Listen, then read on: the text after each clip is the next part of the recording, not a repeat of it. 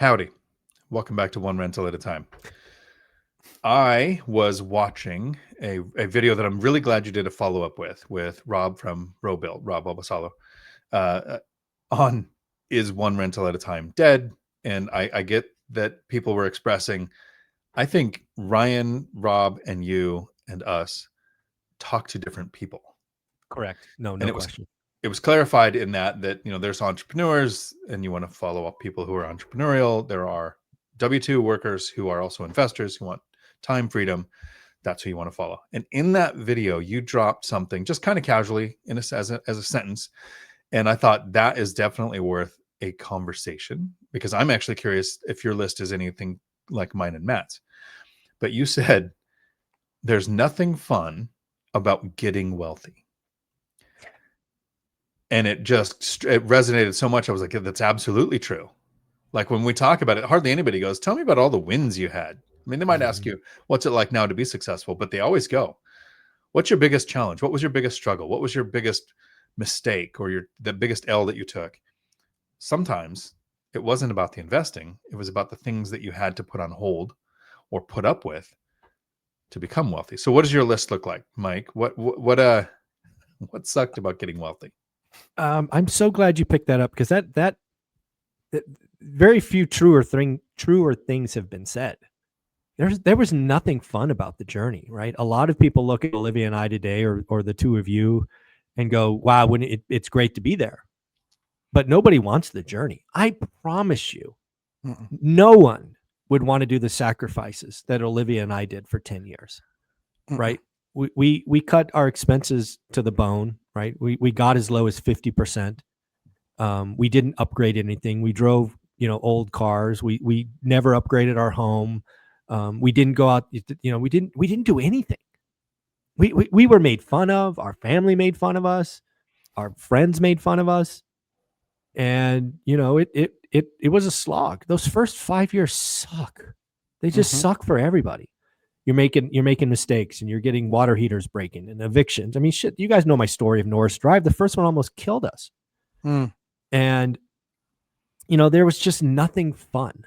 But, as I look back on it, I now smile thinking about it, because again, I believe everybody can get wealthy, but I believe very few will, because they will hit the first speed bump and sit down and cry like a little bitch, instead of get up, dust yourself off, learn the lesson, and move forward, right? And Olivia and I had plenty of L's, plenty of mistakes, plenty of people stealing from us, and just thousands of dollars going out the door, multiple times for the same shit.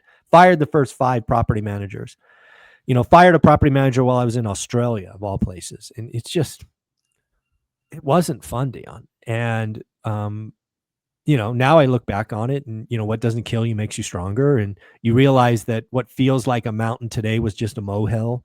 And, you really can take it. You really learn how strong you are. You learn how strong your relationship is, because one thing you do if you're building wealthy as a couple is you will have good days and bad days. Hopefully they're at different cycles, right? I'm up, she's down, I'm down, she's up, which was lucky enough our situation. But yeah, dude, there was nothing fun. I mean, there's not a part of that 10-year journey that people would want to repeat. I don't think. It's crazy. Matt? Oh, it's I mean, first of all, Mike stole my line, crying like a bitch. That's kind of rude. That's my line. But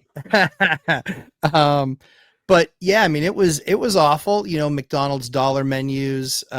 Kid you not, I found like a little piece of paper. I probably should have saved it, but I found it when I was cleaning the drawer out, and it said it was like the budget, and the budget was less than $100 a week on groceries. I had a $500 budget a year for clothes. Wow. A year, $500 a year. And I had, that was when I was on the road and had suits and things like that. Yeah. So it was like, if you needed a new suit or if you needed a new jacket, boom, there was your entire budget for the entire year. And usually my suits were more expensive than that. So it was, longer than that. And then there were just like, and all the other like little silly things, like, we would keep the heat on in our house at 64 degrees. That was it. It was yeah. And that was an appreciation from the previous year, which was 62. It was just like, I was like, layer up. It's cold, but layer up. But it was all, and so all sorts of those types of things. And, plus then add all the silly stuff in, like no vacations and no fun, no big fun stuff. No big birthday parties. And there were a lot of things like that just stuck out, but it became a way of life. And, we could make it a winter on a tank of oil. And that was what we wanted to do, because other people were, they're like, oh yeah, we go through like 3 tanks a season, and a tank of oil at that time was, about $900. And it's like they were spending $2,700 on heat for the wintertime, and we were spending $900 for heat for the wintertime. Cars. I drove between myself and Ashley, we drove, my car was worth $700 and her car was worth $900. Woo, balling. We were crushing it. I mean, there are people's tires that are more expensive than our cars. I know, I have one of those cars now. I do too. Right. Exactly. So it's one of those things, but yeah, I mean, those were all the things that went into it. And it was, so every single dime could be reinvested in the business. That's what it was. Every single penny. It's a long time. It's a long. Oh, it's so long. It is years and years. That's what people miss. It's years. And same cell phone for 5 years.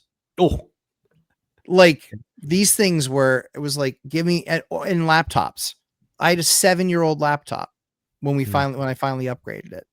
So yeah, like it's fun if you're on some plan where you're getting the nicest, newest, coolest phone, and then you're buying cases for it and cords for it and all this other stuff. It's insane. So the list sounds fairly similar. There's a couple of things. Right now, we have a survivor's bias. Mm-hmm. We know it works. We know we're free. We know we don't have to work. So we can look back and go, whatever we had to put up with. It's kind of, an analogy would be, you ran the marathon earlier, Zuber. You did the full marathon, right? Yep. When you finished the marathon, you could look back and go, at every practice run, at every 5K that you did to prep, you could say, all of those led to me doing this. Correct. Totally worth it. But before running the marathon, when doubt might set in and you're running a 5K and it's just everything hurts and you're thinking, wow, I'm going to do a full marathon. I don't know. That's part of the thing that sucks during the financial journey of starting to invest and thinking, okay, I messed up on that purchase. I messed up on that tenant selection. I messed up on that contractor negotiation. Like, is any of this worth it? This is all challenging. I want to be clear. When again, the marathon's a great example. Is I had no idea that I would finish it when I was doing it. Right. I felt okay for the half, but every mile after that, it was, I asked myself, am I going to finish this thing? So again, this wealth journey's, it'll mess with your head. So running the marathon, I believe everyone around you was fairly, supportive. Yeah. You've got this, keep going. It's worth it. Whatever. Right. For sure. There were people on the sidelines cheering people on. No, it's very solo. If you're lucky enough to have a spouse or whatnot with you, but it is very, at least for me, what's really funny now that you bring this up, the suck, at least in my time, was very much me and Olivia alone. But now there's this whole universe of one rental at a time. I'm jealous. I'm thinking about this in real time. I am jealous that I didn't have this community when I was in the first 5 years of suck. I guarantee you it would have felt better. I would have commiserated with other people. Absolutely. Man, if I could be on the wealth journey over again, I'd want to be a part of one rental at a time. Just to be around the other 500 people that are there going through the same shit. That's crazy. I'm going to steal a quote from Beth Traverso from last night. She said, and it was a quote. She said, you are best suited to help the person you used to be. Yeah. And you used to be the person that needed this community. Right. That's so true. Wow. The part of it that was the least fun for me was I started investing when I was an instructor at a CDL school. I had a couple ideas that really grew the company. I got demoted down to a management role and ultimately the president of the company. So I had managers working for me that I'd hired, that I'd trained up into their management position, who were buying $700,000 houses, $300,000 RVs, $150,000 boats, looking at me living in a duplex, driving a 19-year-old Jeep Wrangler and a 17-year-old Jeep Cherokee. Oh my God. It might have been the 700. The Cherokee was probably worth $700. The Wrangler was probably worth $2,000. Mhm. Getting the question constantly, right? You know, your managers are making decent money. They assume you're making more money than them. Mhm. I was asked, why don't you buy $1 million house? And my kind of funny answer at the time was, well, I could just go buy $1 million house because I haven't. The Mm. reason, you know, and we would laugh, but in reality, it's not quite like the experience you had, Zuber, where you were at an event and you saw somebody Yeah. working for you that had the bigger house and you had a reaction to it on your way home. I did. But I would have the reaction of, I built something that other people are benefiting from with that American dream. In the beginning, when I wasn't really financially free yet, I was seeing people with bigger houses, newer cars, it was 8 years without a vacation. They were taking vacations 2 times a year. We would have arguments. And this was the thing. I said this in a video before. This was the thing that made me realize I needed to retire. An office manager, a campus director, wanted to take a second vacation and they had used up all their vacation time. I'd never thought of this in my life because I'd never been in that position. They said, yeah, we just want to take another week or two off. Don't need paid. We're going to go take this trip. And I was like, sure, no problem. Wow. Owners of the company came and said, they can't take a vacation. They don't have any time. I had always just assumed your vacation time that you've banked up is just if you want compensated for your time off. I never realized you were in jail. Yeah. And you can't take more time than you've accrued. Mhm. Never put that together. So I had to go back to them after saying, sure, take it, and explain, apparently that's not how life works. I'm 40. I'm shocked as you are. But that was when I realized we are trapped in jail if there's a Yeah. limited amount of time that you can take off, even if you're not paid. And that flipped a switch for me and then made me realize, wow, yes, they pick on me.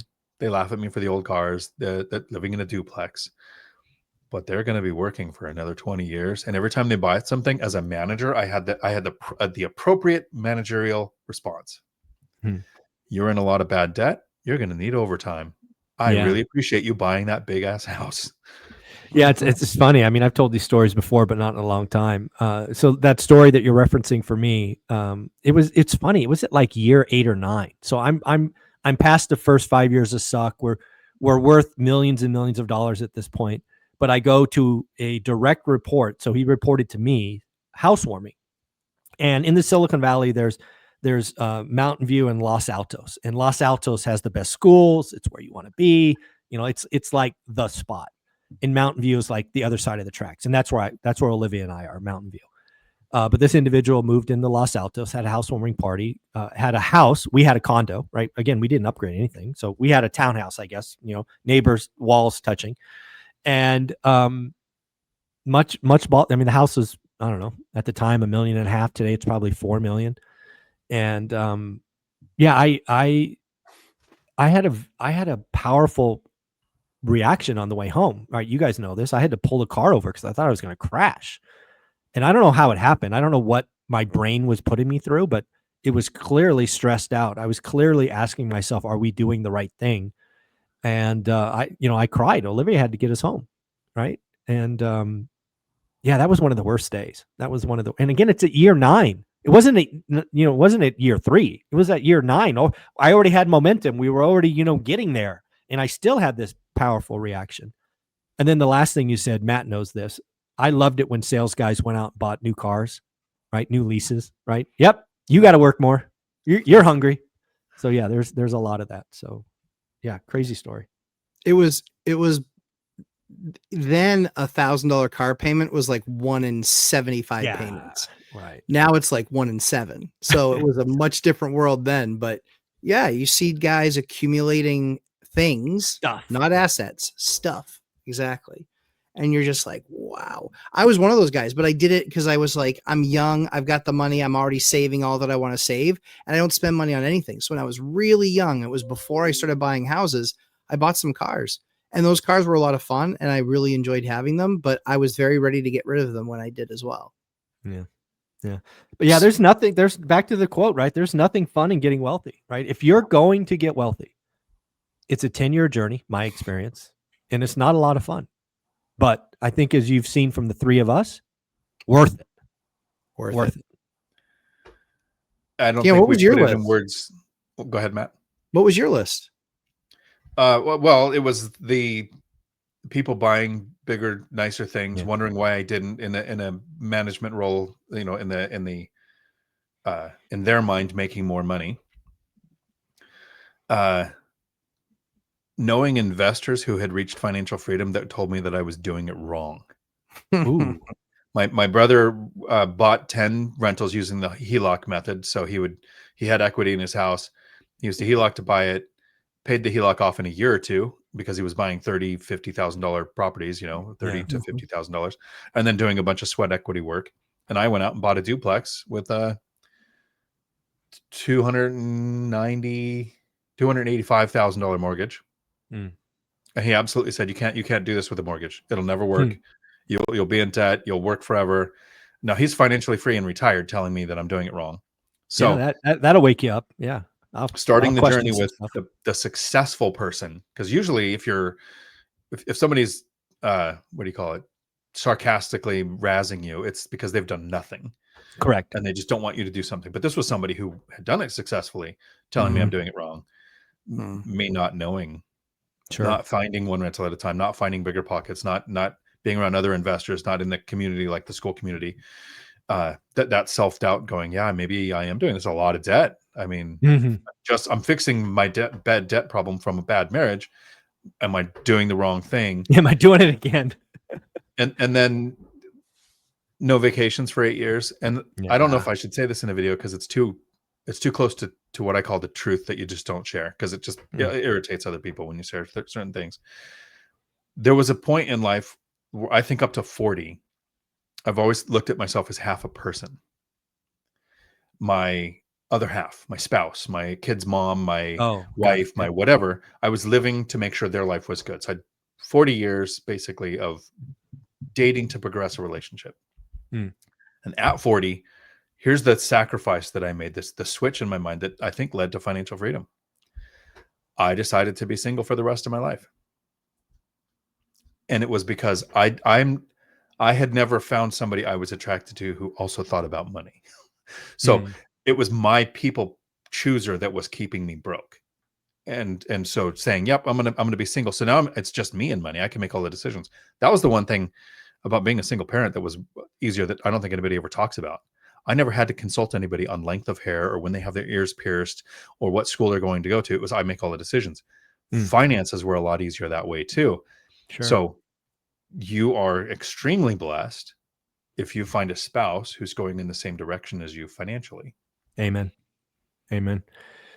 Very cool. Well, this has been a fun conversation. Again, check out that interview on Robuilt with Rob. It was a lot of fun. He was very gracious enough to bring me on when he said one rental at a time was dead. He allowed me to kind of go against that.